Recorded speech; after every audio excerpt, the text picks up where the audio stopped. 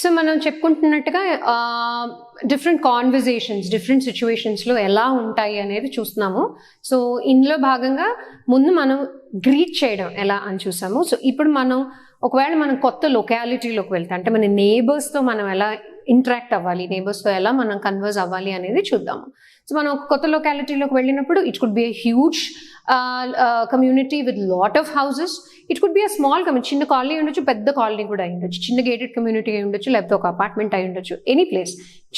కొన్ని అంటే few houses, very very few houses ఉండొచ్చు, లార్జ్ నెంబర్ ఆఫ్ హౌసెస్ కూడా ఉండొచ్చు. So when you go to meet your next door neighbours అంటే మన చుట్టుపక్కల ఉండేవాళ్ళు, పక్కింటి వాళ్ళు, ఎదురింటి వాళ్ళు, మనం ఉండే ప్రాంతంలో చుట్టుపక్కల ఉండే వాళ్ళని అందరినీ నేబర్స్ అనే అంటారు.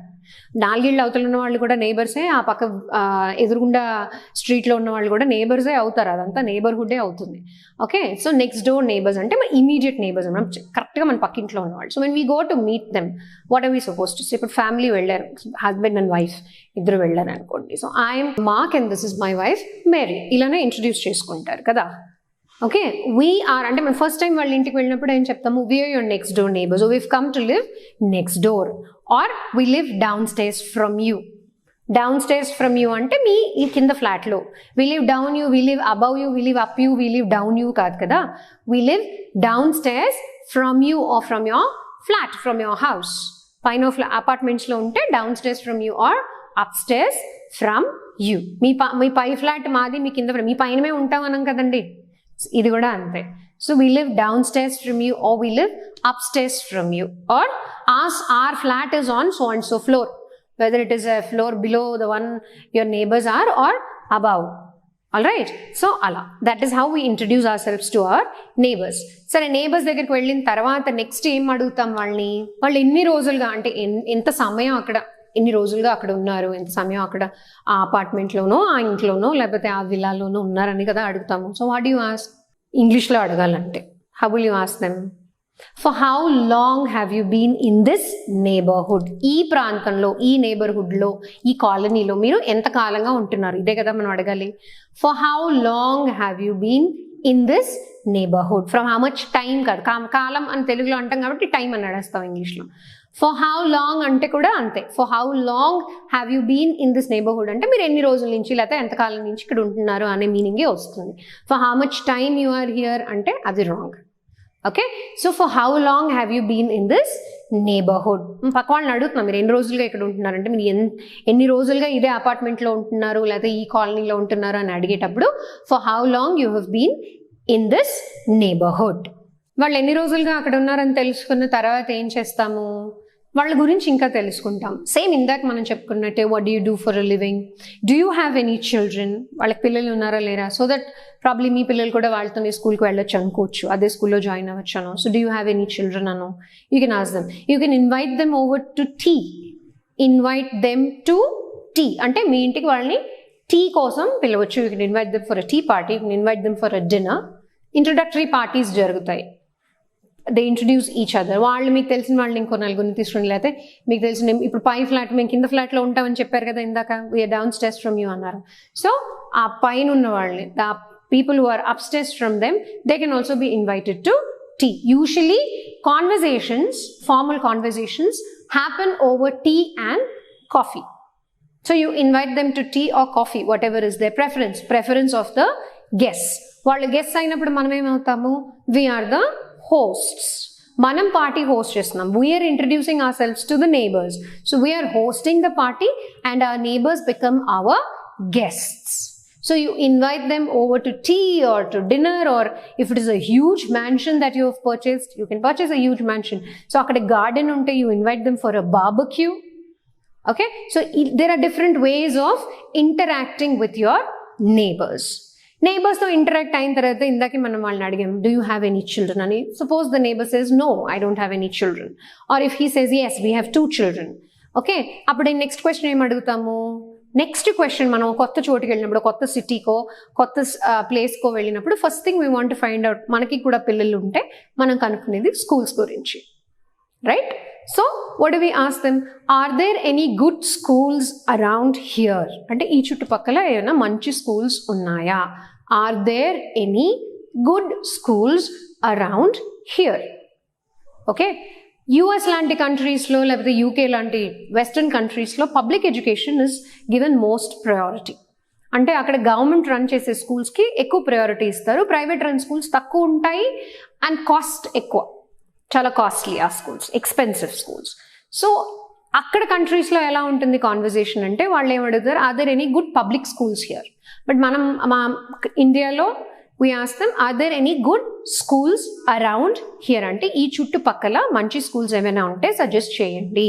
or to which school do your children go to, ఇలా కూడా అడగచ్చు. మీ పిల్లలు ఏ స్కూల్కి వెళ్తారు, to which school do your kids go or to which school do your children go, ఇలా అడిగితే మనకి డిఫరెంట్ స్కూల్స్ పేర్లు వస్తాయి. And when are you asking them, either you're asking them, మనం వాళ్ళని కలిసినప్పుడు పర్సనల్గా ఫస్ట్ టైం కలిసినప్పుడు అడగచ్చు, వాళ్ళు మన ఇంటికి డిన్నర్కి వచ్చినప్పుడు అడగచ్చు, ఇంకేదైనా వేరే సందర్భంలో కూడా అడగచ్చు. ఎందుకంటే ఒక నేబర్హుడ్కి కొత్తగా మనం షిఫ్ట్ అయిన తర్వాత, నేబర్స్ని కలిసిన తర్వాత మనం స్కూల్స్ గురించి రీసెర్చ్ మొదలు పెడతాం, స్కూల్ వెతకడం మొదలు పెడతాం, వాటి కోసం వేట మొదలు పెడతాం. ఆ వేటలో భాగంగా మనం మన నేబర్స్ని అడిగి తెలుసుకుంటాం కూడా, ఇది కూడా చేస్తాము. స్పెషలీ ఒక సిటీ నుంచి ఇంకో సిటీకి మారిన వాళ్ళకైతే ఇది బాగా తెలుసు. So are there any good schools around here. దాని తర్వాత ఏం అడుగుతాము, ఇక్కడికి బస్ ఫెసిలిటీ ఉందా అంటే school bus facility. So is there any bus stop nearby, is there any bus stop nearby. ఇప్పుడంటే అన్ని చోట్ల మెట్రోలు ఉన్నాయి, యూజువలీ మనం పిల్లల్ని కూడా స్కూల్ బస్లో కానీ మన కార్లో కానీ దింపుతాము, పబ్లిక్ ట్రాన్స్పోర్ట్లో ఎక్కువగా పంపించరు చాలామంది parents. So is there any bus stop here అంటే ఆ పర్టికులర్ XYZ స్కూల్కి మేము పిల్లల్ని పంపిస్తున్నామని వాళ్ళు రిప్లై ఇచ్చినప్పుడు ఎక్కడి దాకా తీసుకెళ్ళాలి మనము.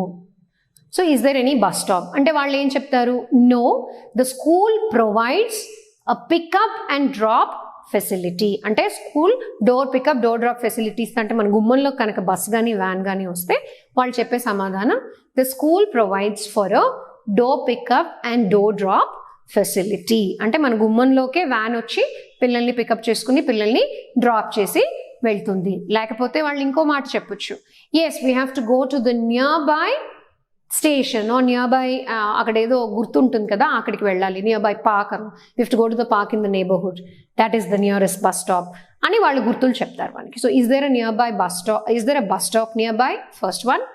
లేదు స్కూల్ వాళ్ళు డోర్ పికప్ డోర్ డ్రాప్ ఇస్తారు అంటే no the school gives a door pickup and a door drop. కొంతమంది స్కూల్ అదే లొకాలిటీలో జాయిన్ చేస్తారు, అంటే వాళ్ళు ఉన్న లొకాలిటీలో మంచి స్కూల్ ఉంది అంటే అక్కడే జాయిన్ చేస్తారు. సో అప్పుడేం చెప్తారు, how do your children go to school అని అంటే what will they say, children walk by to the school. School దగ్గరలో ఉంటే నడిచి వెళ్ళిపోతారు పిల్లలు, they go to school by walk are they go to school on foot. Last time మేము అనుకున్నాం by అంటే ఏజెంట్ ఉంటే బై అని, మన కాళ్ళ మీద మనం నడిచి వెళ్తే we go on foot. So children go to school on foot or they go by walk. తర్వాత ఇంకో క్వశ్చన్ ఏముంటుంది, మీరు ఒకవేళ స్కూల్ బస్లో పంపించాలనుకున్నారు అనుకోండి, ఇందాక మనం అనుకున్నట్టుగా స్కూల్ బస్లో పంపించాలనుకుంటే నెక్స్ట్ డౌట్ వస్తుంది మనకి, 8:15కి నా బస్ వచ్చేది అనుకుంటాం. So what time does the school bus arrive, what time does the school bus arrive. There is a difference when we use the word arrive and come. Arrive అనే word ని and arrive అనే పదాన్ని మనం basic గా వాడేది బస్సులకి ట్రైన్లకి. Come అనేది మనుషులకి వాడతాం. What time did you come to the office today or what time do you have to leave for work today. Okay, leave come. So come అనేది మనుషుల్ని రావడాన్ని కమ్ అంటారు. అదే ట్రైన్ కానీ బస్ కానీ, మన ట్రైన్ రైల్వే స్టేషన్లో చాలాసార్లు వినుంటామే, అరైవల్ డిపార్చర్ చార్ట్ ఉంటుంది, right, arrival time departure time అని. సో అరైవ్ అనేది ట్రైన్లకి బస్సులకి వాడము, ట్రైన్లకి బస్సులకి వాడతాము, కమ్ అనేది వాడము. కమ్ అంటే ఆటోమేటిక్గా న్యాచురల్గా వచ్చేదాన్ని కమ్ అంటారు. మాన్సూన్స్ అరైవ్, ఓకే, అలాగే train arrives, bus arrives. So we cannot say what time does the bus come in the morning, దాని అంతటా రాదు కదా. ఎవరైనా ఒక డ్రైవర్ ఉంటేనే బస్సు కానీ కార్ కానీ ఇంకేదైనా కానీ అరైవ్ అవుతుంది, వస్తుంది. So what time does the bus arrive or what is the arrival time of the bus, van, whatever. Okay, what is the arrival time కానీ, లేకపోతే what time does the bus arrive. So the bus arrives at 8:15 in the morning. ఇది answer. సో దానికి మనకి doubt వస్తుంది, what if we miss the bus in the morning. What if we miss the bus అంటే మనం bus catch చేయలేకపోతే, what if we miss the bus in the morning. అంటే మనం పిల్లల్ని డ్రాప్ చేయడానికి కదా ఈ క్వశ్చన్లన్నీ వేస్తున్నాం వాళ్ళకి. సో వాళ్ళ ఆన్సర్ చెప్తారు. You can drop children to school directly. If you miss the bus you can drop children to school directly. కొన్ని స్కూల్స్లో పర్మిషన్ ఉండదు, కొన్ని స్కూల్స్లో పర్మిషన్ ఉంటుంది. సో అలా మనం అడుగుతున్నాం అనమాట. బస్ మిస్ అవుతే ఏమవుతుంది, తీసుకెళ్ళి దిగబెట్టచ్చా మనము? వాళ్ళకి తెలిస్తే తీసుకెళ్ళి దిగబెట్టచ్చు అని చెప్తారు. లేకపోతే ఏమంటారు, స్కూల్లో కనుక్కోండి. దాన్ని ఇంగ్లీష్లో ఎలా అనాలి? I'm not sure, you can check with the school. I'm not sure, you can check with the school. So ఇలా కొనసాగుతుంది అనమాట. ఇది ఒక direction of conversation with regard to finding out about a good school for your children. Good name తప్పు అన్నాను, కానీ good school అనేది డెఫినెట్గా acceptable and it is absolutely correct. Because మనం స్కూల్స్ని good school, average school, below average school, what ever మన basis, మన criteria మనకు ఉంటాయి. ఒకదాన్ని మంచి, ఒకదాన్ని మంచిది కాదు అనడానికి. చెడు అనే నన్ను వన్ ఈస్ గుడ్ ఫిట్, మనకి సూటబుల్ అయ్యేది గుడ్, మనకు సూట్ అవ్వంది నాట్ సూటబుల్, అంతే. We cannot label anything as good and bad. ఎందుకంటే గుడ్ అండ్ బ్యాడ్ అనేది చాలా సబ్జెక్టివ్ అనమాట. మనిషికి మధ్యలో ఎంత వ్యత్యాసం ఉంటుందో, ఒక మనిషి ఆలోచనలకి ఇంకో మనిషి ఆలోచనలకి ఎంత వ్యత్యాసం ఉంటుందో, గుడ్ బ్యాడ్ అని 2 పదాలు మనం వాడినప్పుడు వాటిల్లో కూడా అంతే వ్యత్యాసం ఉంటుంది. వాటిల్లో అంత సబ్జెక్టివిటీ ఉంటుంది. What you like I may not like. So మీకు మంచి అనిపించింది నాకు మంచి అనిపించకపోవచ్చు, అనిపించవచ్చు కూడా. ఓకే, అలాగే మీకు ఇది చెడు, ఇది మంచిది కాదు అనిపించడంతో నేను సమ్మతించకపోవచ్చు. I may not agree with everything that you find not good and I may agree when you say something is good. So there is a difference. దీన్ని సబ్జెక్టివ్ థింకింగ్ అంటారు.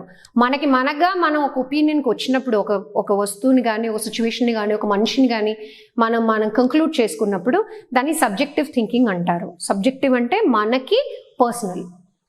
సో ఒకటి గుడ్, ఒకటి బ్యాడ్ అని మనం decide చేసినప్పుడు good and bad are relative and subjective terms. Broad సెన్స్లో good, broad సెన్స్లో bad అంటే ఓకే, అండర్స్టాండబుల్. కానీ ఒక పర్టిక్యులర్ ఐటమ్ గురించి, మనం స్కూల్ గురించి మాట్లాడుతున్నాము. సో ఒక స్కూల్ గురించి మనం మాట్లాడినప్పుడు మీకు ఈ స్కూల్, మీ క్రైటీరియా, మీ లిస్టు, మీ కండిషన్స్ మీకు ఉండొచ్చు. పక్కవాడి కండిషన్స్, పక్కవాడి లిస్టు, పక్కవాడి క్రైటీరియా వాళ్ళకి ఉండొచ్చు. వాళ్ళు దేనికి టిక్ మార్క్ పెడతారో అన్నిటికీ మీరు టిక్ మార్క్ పెట్టక్కర్లేదు. వాళ్ళు క్రాస్ పెట్టిందంతా మీకు అప్లికబుల్ కాదని మీరు అనుకోవచ్చు. సో అలాగని what is a good school, what is a bad school, that's okay, that's allowed. But good name and bad name definitely not allowed in spoken English.